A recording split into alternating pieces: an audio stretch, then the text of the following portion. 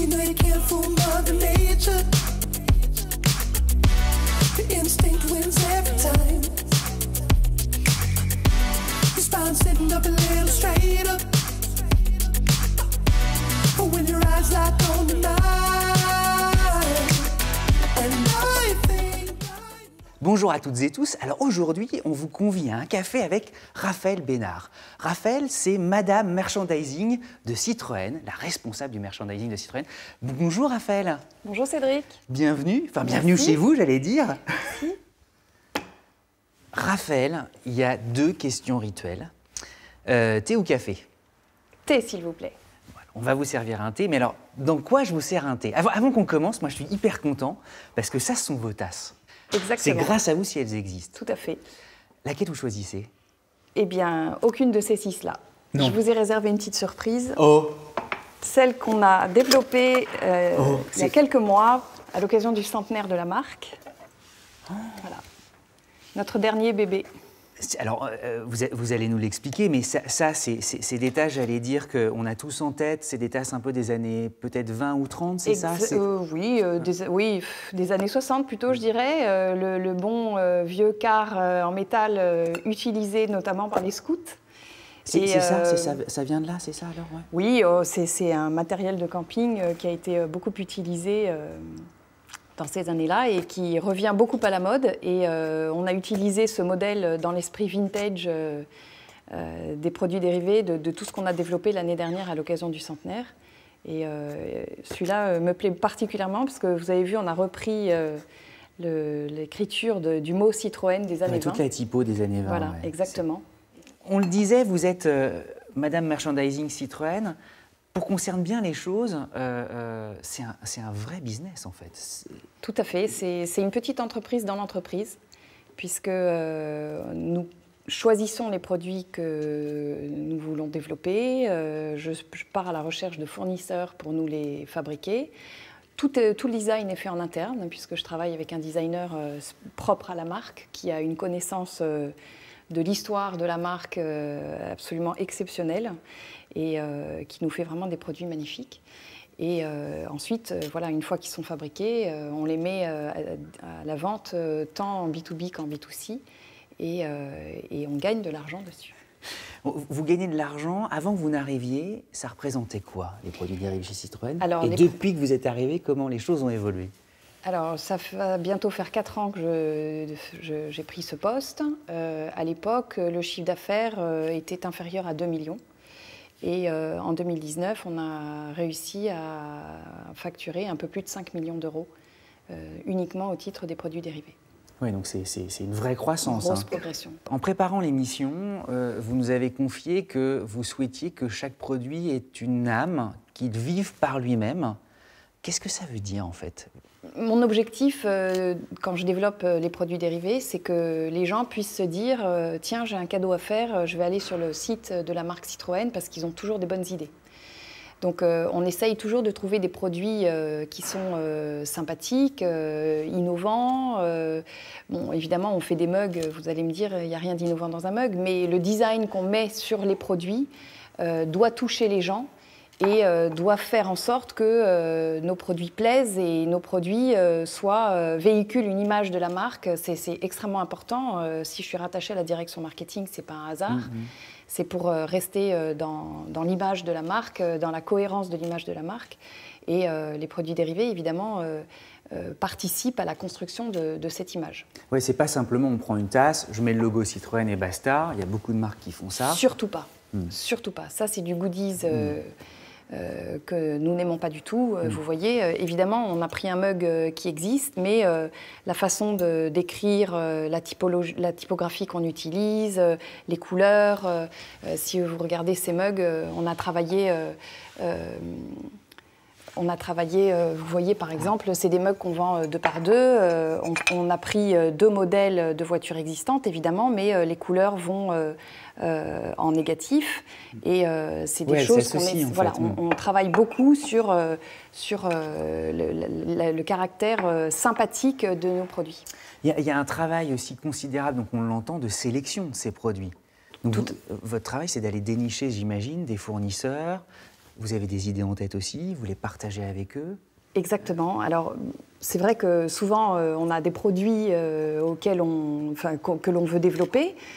Par exemple, l'hiver dernier, je tenais absolument à développer un garage en bois pour les enfants, pour les petites miniatures, puisque les miniatures, évidemment, tiennent une part importante dans notre business. Ça représente quand même 40% du chiffre d'affaires. Et quel petit garçon n'a pas joué avec des miniatures? Vous voyez ici, il y a des petites miniatures qui sont glissées partout dans les vitrines. C'est quelque chose qui est très important. Quand un client vient acheter une voiture, il repart avec sa petite miniature. C'est une expérience client qui est différente. Et donc, le garage que nous avons développé, je tenais à le faire faire par une société française. Pour moi, c'est important aussi de sélectionner des entreprises françaises qui ont le leadership sur leur segment. Et donc, je suis allée voir la société Jeannot, qui est un des leaders des jouets en bois. Sur le garage. Voilà, des jouets en bois, et particulièrement sur le garage. Et nous avons entièrement redesigné le garage. Et le packaging, évidemment, a été refait par nous aussi. Tout a été entièrement redessiné. Et on arrive à un produit qui est absolument magnifique, qu'on a reçu là récemment et qui déjà connaît de belles ventes dans les... Et vous nous confiez que même Jeannot était assez ébahi. Il disait qu'il est presque mieux que leur propre produit. Exactement. Jeannot a même imaginé un moment prendre notre garage à leur catalogue à la place du leur. Donc là, ça aurait été une consécration. On a une double surprise aujourd'hui. C'est super. Il y a effectivement cette tasse, mais vous nous avez aussi apporté d'autres objets. Alors, je vais vous montrer des produits que j'ai développés et pour lesquels il y avait pas mal de méfiance dans l'entreprise avant que je les lance. Alors, notamment nos belles chaussettes. C'est vrai que c'est inattendu. C'est tout à fait inattendu. On n'imagine pas avoir des chaussettes dans un catalogue de produits dérivés. Je vous les offrirai, c'est promis. Et donc, on s'est bien moqué de moi avec mes chaussettes. N'empêche qu'on en a déjà vendu 2000 paires. 2000 paires. Ça y est, tout est dit. Okay. Exactement. Et je peux vous dire que quand on fait un salon, par exemple, comme la semaine dernière à Rétromobile, avec un public qui est vraiment fan de la marque et des anciens modèles, des chaussettes, on les vend par wagon. C'est incroyable le succès de ce produit. Et je vous parlais des partenariats qu'on essayait de développer au maximum. J'ai fait faire ces chaussettes par la société Kindy, bien française, fabriquée en France, en Picardie, grand nom, exactement. Donc voilà, c'est toujours pour moi un gage de qualité et une reconnaissance. Donc vrai travail, hein. Ouais. Voilà. Alors, qu'est-ce que je vais vous montrer aussi? Alors, donc ça, c'est pour le côté textile. Il y a des emporte-pièces. Voilà, on fait aussi des produits pour la cuisine. Donc voilà, ça c'est notre moule à gâteau en silicone flexible en forme de deux chevaux. Voilà, qui fait des très jolis gâteaux. Voilà, exactement. Si vous n'aimez pas les gâteaux, vous pouvez aussi faire des sablés. Donc, on a un moule en porte-pièces, voilà, avec la deux chevaux, la traction. On prend toujours les modèles iconiques qui font rêver, rêver nos fans. Voilà. Je vous montre aussi, ça, c'est un marque-page. Alors, j'ai trouvé ce fournisseur dans un salon. Ça fait très précieux quand même. C'est tout à fait. Ils ont un très joli emballage. Et donc voilà, le petit marque-page, quand vous êtes en train de lire, vous fermez votre livre et vous avez la petite deux chevaux comme ça qui se pose sur les pages. C'est très mignon, moi j'adore ce produit. Et alors les best-sellers, vous n'arrêtez pas de nous le dire, c'est les porte-clés. Alors les best-sellers, les porte-clés, effectivement, l'année dernière on a vendu un peu plus de 500 000 porte-clés. Donc on en développe dans toutes les gammes. Donc vous avez... c'est super, vous en avez apporté. Ah oui, je vous ai apporté des petits exemples. Donc voilà, le côté vintage pour une Méhari. Raphaël, c'est des rééditions de modèles qui existaient ou pas? Pas du tout, non. Vous les avez complètement créés. On recrée à chaque fois, on part d'une page blanche et on décide. On dit, voilà, on veut faire un porte-clés avec une Méhari, comment on va le faire? Donc, on étudie différentes possibilités. Voilà. Tout ça, évidemment, en restant en cohérence aussi avec le produit. Donc, on a choisi un modèle émaillé qui est assez vintage pour un modèle vintage. Ça, voilà, c'est la casquette des pilotes de C3WRC. Qui est complètement collector, non? Qui maintenant est devenu collector. Mais bon, l'année dernière, quand on l'a lancé, on était encore en plein dans la course. Mais au contraire, il va prendre de la valeur. Exactement, sans doute. Donc, c'est la casquette des pilotes qui a été faite en modèle réduit. C'est fascinant, c'est vachement bien fait. Là, un autre exemple, ça c'est un concept car qu'on avait lancé l'année dernière, la petite voiture Ami One. Et cette matière vient de la poignée, c'est la poignée de la porte d'Ami One. Donc on a réutilisé la même matière, le même matériau pour faire le porte-clés. Et puis il est très très beau. On a Il y fait celui-là celui-ci qui est absolument magnifique, voilà, qu'on a développé pour le centenaire de la marque l'année dernière. Donc on a l'impression que c'est de la joaillerie tellement ça brille. C'est très beau. Alors sur la base du logo d'origine, hein, vous avez reconnu le logo des années 30. Et celui-ci, on a dû en vendre environ 300 000. 300 000. À peu près. 300 000 porte-clés uniquement de celui-ci. Là, vous avez alors celui-ci très joli. Et c'est Noël. Oui, c'est Noël. C'est toujours Noël avec les produits dérivés. Voilà. Et donc ça, c'est notre dernier bébé. C'est le même fabricant que nos petits. Non, mais tout le monde va aller vouloir là. On va se dire que tout. Et vous avez voilà la petite 2 chevaux qui a été développée en 3D. Ça plaît beaucoup les porte-clés en 3D.